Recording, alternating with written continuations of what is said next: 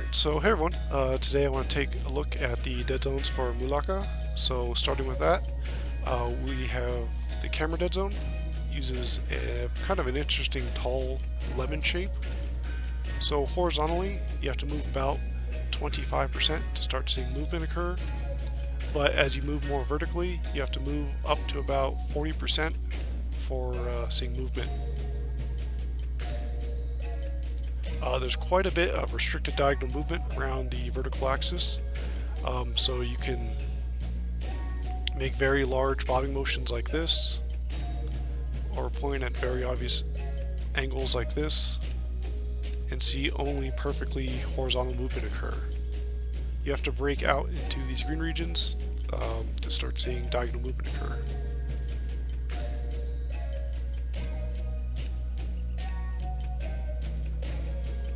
Around the horizontal axis, it's much less restricted, so you can see that it's just a small sliver in comparison.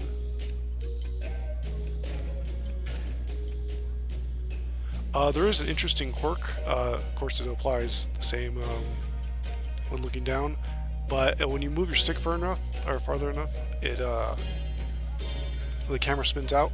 This probably isn't anything to do with the stick controls. It's probably just some camera object bug.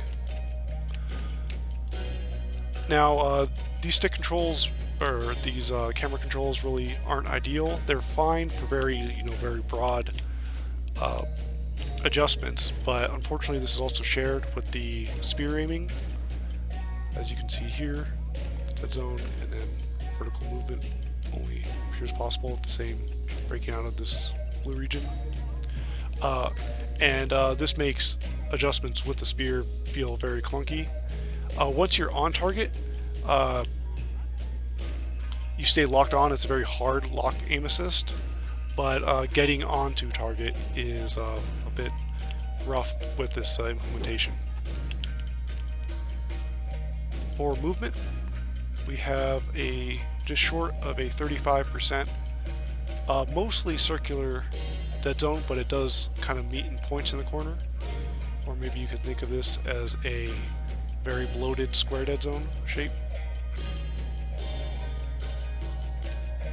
The dead zone size doesn't matter too much for this, mainly because as you can see, there's no difference in movement speed once from just barely passing the dead zone to fully pressing the stick.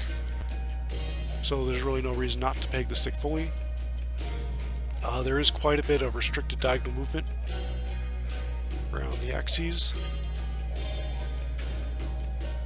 So you can point it at very obvious angles like this or this, and in this case you're moving perfectly forward and perfectly back. It's a little difficult to show when diagonal movement starts, but since this is shared with the bird form, we can see when the camera begins adjusting this a little more easily than just when you're running. Now with small movements, right around the dead zone you have the most restricted, so just tracing this, you can see just how limited your diagonal movements are. Of course, again, since there's only one movement speed, there's really no reason to not push the stick fully, so we just have to worry about the edge ranges right here, and you have this much diagonal movement, restricted, diagonal movement, restricted. There is one more dead zone type in this game, and that's reserved for the picture mode. In this mode, both sticks control the camera. And this is probably the most frustrating dead zone, just because this is a 20% circular dead zone.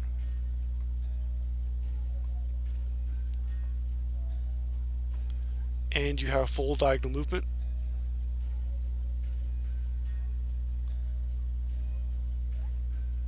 See that right around the axes, very subtle diagonals are being registered.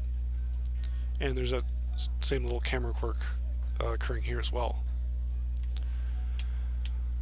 So this is frustrating, mainly because this is the smallest dead zone you get, And circular dead zones with full diagonal movement would be very useful for character movement and camera movement, as well as especially the spear throwing.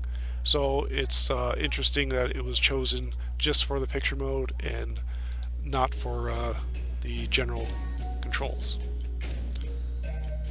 But anyway, that about covers it. So thanks for watching, and everyone, have a good rest of your day.